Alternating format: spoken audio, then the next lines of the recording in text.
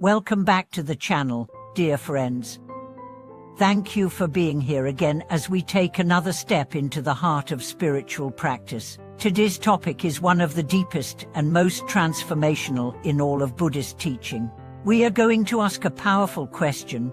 Do you truly understand your own mind, especially the parts that are ruled by greed, hatred, and ignorance?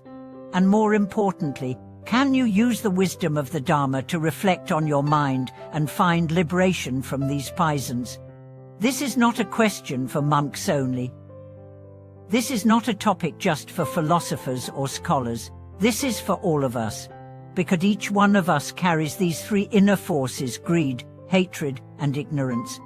Known in Buddhism as the three poisoners, they are the root of all suffering.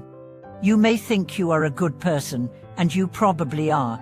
You may think you're kind, disciplined, thoughtful, and maybe you are, but underneath even the most noble personality can lie subtle cravings, subtle aversions, subtle confusion.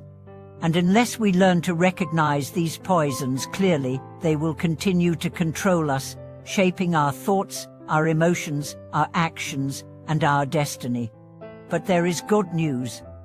The Dharma gives us a way not only to see these poisons, but to transform them. Through hearing the teachings, contemplating them deeply, and practicing with sincere effort, we can learn to take the very things that once bound us and use them as fuel for awakening. Let's begin by looking at each of these poisons in depth. First, greed. Greed is not just about money or possessions. It's about the constant wanting. Wanting to feel loved, wanting to be admired, wanting more food, more praise, more status, more control. Greed appears any time we feel that we are not enough and that something outside us will complete us. But the truth is, nothing outside you can complete you. Not because you are broken, but because you are already whole. The more we chase fulfillment externally, the more we disconnect from the inner stillness that holds real contentment. Greed wears many masks. It can look like ambition. It can look like romance. It can look like self-improvement. It whispers, just a little more, then you'll be okay. But a little more ever ends. That is the trap. So how do we recognize greed in daily life? Ask yourself honestly, why am I doing this? What do I want this? Is it from a place of freedom or fear? Is it rooted in generosity or lack? And then we work with it. Not by force or guilt, but with clarity. We replace craving with contentment. We replace taking with giving. We train the mind to say, "This is enough." We practice gratitude. We serve others. And now, let's look at the second poison, hatred. Again, this doesn't only mean violent rage. It includes irritation, blame, judgment, impatience. It appears when things don't go our way, when people disagree with us, when life doesn't meet our expectations. Hatred closes the heart. It builds walls. It turns other beings into objects or enemies, and often, it turns inward. Self-hatred is one of the most painful forms of all. Hatred says, "This is wrong. This must be destroyed," but that energy never brings peace. It only feeds more conflict, more reaction, more karma. So how do we work with hatred? We practice metta or loving kindness. We develop patience. We listen. We remember that every being is suffering in some way, and that what we see as aggression is often a shield for pain. We also examine the stories we tell. Often, hatred grows because we repeat the same thoughts again and again. He's selfish, but she betrayed me. They don't care. These thoughts harden into beliefs, but when we bring awareness to them, they soften. We begin to ask, what else could be true? What might they be going through? Can I wish them peace, even if I don't agree? And perhaps most importantly, we forgive. Not just others, but ourselves. Hatred dissolves when the heart opens. And now, the third poison, ignorance. This is the subtle street. It's not just about knowledge, it's about misperception. About seeing things through a foggy lens. Ignorance means not seeing things as they are. It means clinging to illusion. The greatest illusion of all is the illusion of self, that there is a fixed, separate me that must be defended, glorified, satisfied. From this false view rises all the rest: greed for the self's pleasure, hatred for the self's enemies, fear for the self's survival.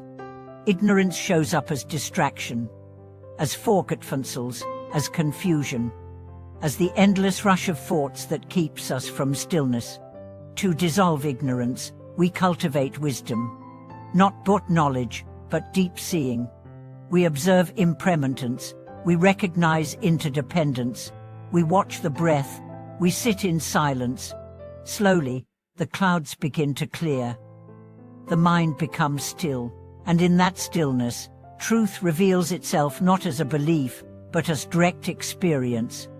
We begin to see there is no fixed self. There is only awareness. There is only the dance of cause and effect. There is only this moment. And in that moment, the poisons lose their grip. So how do we bring all this into daily life? How do we not just understand the three poisoners, but transform them? Through a threefold path: hearing, contemplating, and practicing. Hearing means exposing yourself to the teachings, listening to Dharma talks, reading scriptures, learning from masters, letting the truth enter your ears and begin to plant seeds. Contemplating means reflecting deeply, asking questions, challenging assumptions, not just accepting teachings blindly, but digesting them, making them your own. Practicing means living them, watching your mind, training your habits, meditating, serving, offering, praying. Step by step, you embody the path. It's not easy, but it is possible, and it is beautiful. The Buddha didn't eliminate the three poisoners by avoiding them. He faced them, understood them, transformed them. And you can do the same.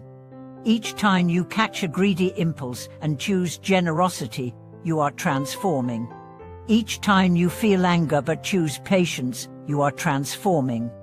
Each time you notice confusion and return to the breath, you are transforming. And over time, your whole being changes. The poisons become medicine, the darkness becomes light, the self becomes empty, and in that emptiness, you find fullness. Let me end with this. The mind is not your enemy. Greed, hatred, and ignorance are not monsters to slay. They are teachers. They show you where you are still attached, where you are still asleep. Welcome them, not to indulge them, but to learn from them. Batter them, not to surrender, but to awaken. And thank them not because they're pleasant, but because they point you to what's beyond. Thank you for watching this video. If you've been working with these inner poisons, or if you found ways to transform them, I would love to hear your reflections. Your journey may inspire someone else to take their next step. Please like, subscribe, and share this video with anyone you know who is seeking freedom from suffering. Let's walk this path together, with clarity, compassion, and courage. I'll see you in the next video.